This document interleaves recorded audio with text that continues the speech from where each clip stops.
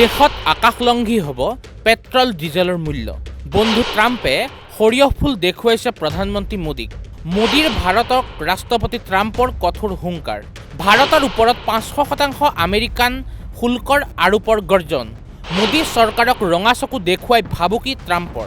ৰাছিয়াৰ নিষেধাজ্ঞা বিধেয়কত ট্ৰাম্পৰ অনুমোদন। ৫০০% শুল্কৰ ভাবুকিত কঁপিব ভাৰতীয় অৰ্থনীতি। ৰাছিয়াৰ পৰা তেল ক্ৰয় কৰক, নহ'লে ভৰিব লাগিব ৫০০% শুল্ক। বিশ্ব অৰ্থনীতিত নিজৰ একছত্ৰী আধিপত্য বজাই ৰখাৰ লক্ষ্যৰে ডোনাল্ড ট্ৰাম্প প্ৰশাসনে এইবাৰ এক অতিশয় কঠোৰ আৰু আক্ৰমণাত্মক পদক্ষেপ গ্ৰহণ কৰিছে। ৰাছিয়াৰ পৰা ৰেহাই মূল্যত তেল, গেছ আৰু ইউৰেনিয়াম ক্ৰয় কৰা দেশসমূহক এশিকনি দিবলৈ আমেৰিকাই প্ৰস্তুত কৰিছে এক বিশেষ ৰাছিয়া নিষেধাজ্ঞা বিধেয়ক। এই বিতৰ্কিত বিধেয়কখনত ইতিমধ্যে আমেৰিকান ৰাষ্ট্ৰপতি ডোনাল্ড ট্ৰাম্পে স্বাক্ষৰ কৰি অনুমোদন জনাইছে, যাৰ ফলত ভাৰতসহ চীন আৰু ব্ৰাজিলৰ দৰে দেশসমূহৰ ওপৰত ৫০০% পৰ্যন্ত মাৰ্কিন শুল্ক আৰোপ কৰাৰ পথ প্ৰশস্ত হৈ পৰিছে। অহা সপ্তাহত আমেৰিকান চিনেটত এই বিধেয়কখন ভোটদানৰ বাবে উত্থাপন কৰা হ'ব আৰু ই গৃহীত হোৱাৰ লগে লগে আমেৰিকান ৰাষ্ট্ৰপতিৰ হাতত যিকোনো দেশৰ বিৰুদ্ধে চৰম অৰ্থনৈতিক ব্যৱস্থা গ্ৰহণৰ সৰ্বময় ক্ষমতা ন্যস্ত হ'ব। আমেৰিকাৰ এই আগ্ৰাসী মনোভাৱৰ মূল কাৰণ হ'ল ইউক্ৰেইনৰ বিৰুদ্ধে যুদ্ধ চলাই থকা ৰাছিয়াৰ অৰ্থনৈতিক ভেটি দুৰ্বল কৰা।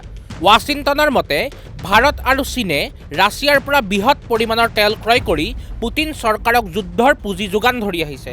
এই কাৰ্যত অতিষ্ঠ হৈ ট্ৰাম্প প্ৰশাসনে এতিয়া ভাৰতৰ দৰে মিত্ৰ দেশৰ বিৰুদ্ধেও কঠোৰ হোৱাৰ ইংগিত দিছে।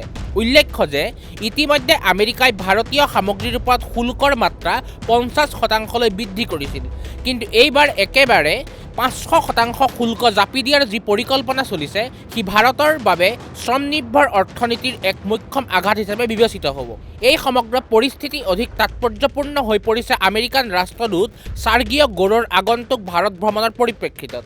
অহা ১২ জানুৱাৰীত তেওঁ নতুন দিল্লীত উপস্থিত হোৱাৰ কথা, কিন্তু তাৰ পূৰ্বেই আমেৰিকাই এনে কঠোৰ স্থিতি গ্ৰহণ কৰাটোৱে কূটনৈতিক মহলত তীব্ৰ প্ৰতিক্ৰিয়াৰ সৃষ্টি কৰিছে।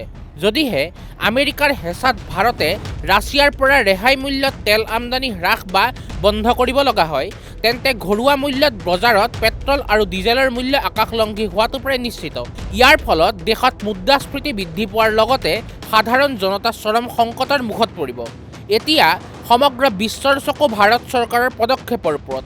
এপিনে আমেৰিকাৰ সৈতে থকা কৌশলগত সম্পৰ্ক আৰু আনফালে ৰাছিয়াৰ সৈতে থকা পুৰণি বাণিজ্যিক স্বাৰ্থ। এই দুই বিপৰীতমুখী চাপৰ মাজত প্ৰধানমন্ত্ৰী নৰেন্দ্ৰ মোদী চৰকাৰে দেশৰ স্বাৰ্থ ৰক্ষা কৰি কিদৰে এক সবল স্থিতি গ্ৰহণ কৰে সেয়াহে হ'ব আটাইতকৈ লক্ষণীয় বিষয়। আমেৰিকাৰ এই অৰ্থনৈতিক যুদ্ধংদেহী মনোভাৱে অনাগত দিনত বিশ্ব অৰ্থনীতিৰ সমীকৰণ সম্পূৰ্ণৰূপে সলাই পেলোৱাৰ সম্ভাৱনাই প্ৰকট কৰি তুলিছে।